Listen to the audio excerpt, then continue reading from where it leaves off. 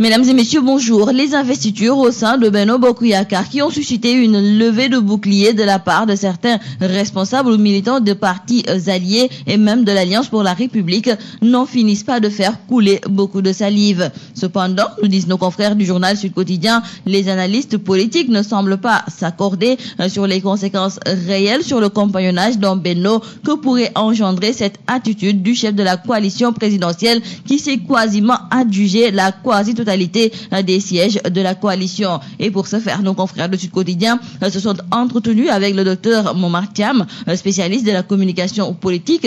Ce dernier trouve que cette démarche du président Macky Sall est purement stratégique et vise à renforcer sa base politique pour structurer son parti. Et il ajoute que la dite coalition va certainement voler en éclats. Cela explique-t-il dans la mesure où les coalitions ne résistent pas aux ambitions personnelles. Cependant, son collègue journaliste, analyste politique Momar Diong soutient le contraire. Pour lui, la dite alliance tiendra tant que les ténors comme le président Macky Sall, le secrétaire général du Parti socialiste Ousmane Tanor Dieng, sans oublier le leader de l'AFP Moustapha Niasse, resteront à la tête de la coalition. Pour Momar Diong, tant que ce trident APR, AFP et Parti socialiste restera à la tête de Benno, cette alliance tiendra. Qui plus est, il ajoute que tant que Khalifa Sall constituera un danger réel pour Macky Sall, son alliance avec Ousmane Tanor Dieng résistera. Il faut aussi noter avec nos confrères du quotidien LAS que la levée de boucliers notée au sein de la mouvance présidentielle n'aime guère le chef de l'État qui reste convaincu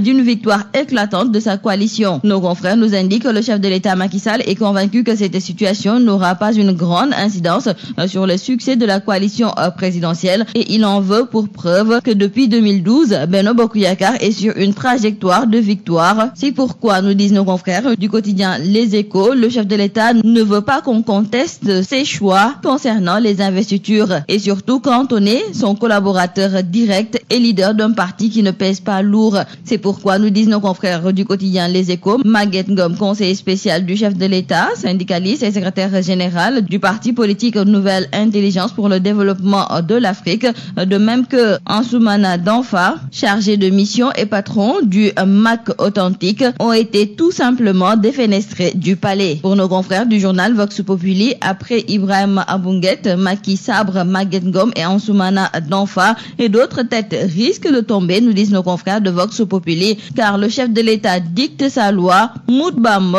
se ranger ou dégager. Quoi qu'il en soit, les investitures de cette législative constituent des moments de contestation chez nombre d'acteurs politiques frustrés. Aussi, Darou Mousti ne déroge-t-elle pas à la règle? Nos confrères nous indiquent que des voix s'élèvent du côté de la coalition Benno Bokk Yakaar pour dénoncer le fait d'être zappé. Et en voilà un qui n'a pas été investi, mais il a été surpris par l'ampleur des réactions sur sa non-investiture. Il s'agit du député Thierno Bocoum, porte-parole du parti Rewmi. Et pourtant, nous disent nos confrères du journal L'Observateur, le député Thierno Bocoum s'est signalé lors de son mandat parlementaire par des positions tranchées, parfois à la limite du raisonnable, souvent par des principes sur lesquels il s'arc-boute et qui a fini de faire sa réputation de parlementaire teigneux qui ne lâche rien, mais qui ne donne aussi aucun blanc-seing au régime. Khalifa Sall a bouclé hier son 100e jour d'incarcération et ses avocats ne veulent plus qu'il passe un jour de plus en prison.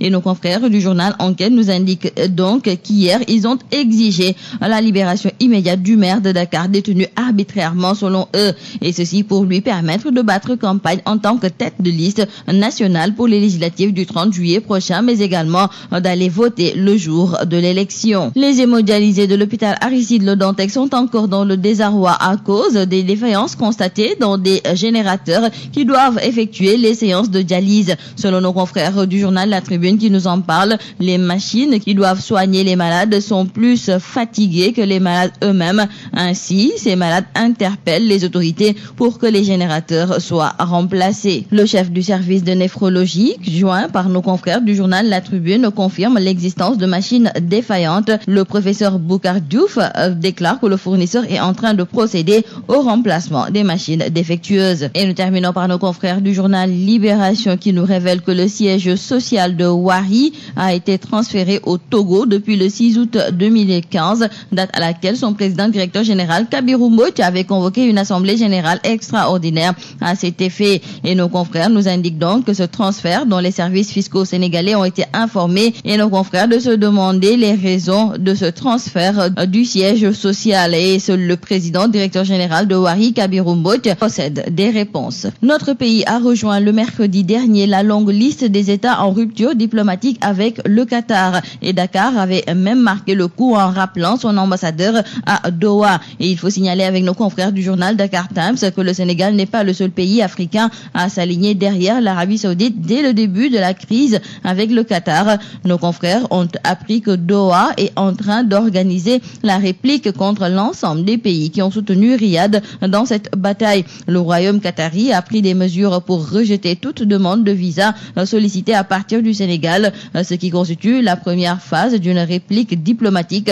contre les autorités sénégalaises. Le Qatar a pris d'autres mesures contre des pays africains pro-Riyad, notamment la Mauritanie et l'Égypte. C'est tout à vos journaux et très bonne lecture.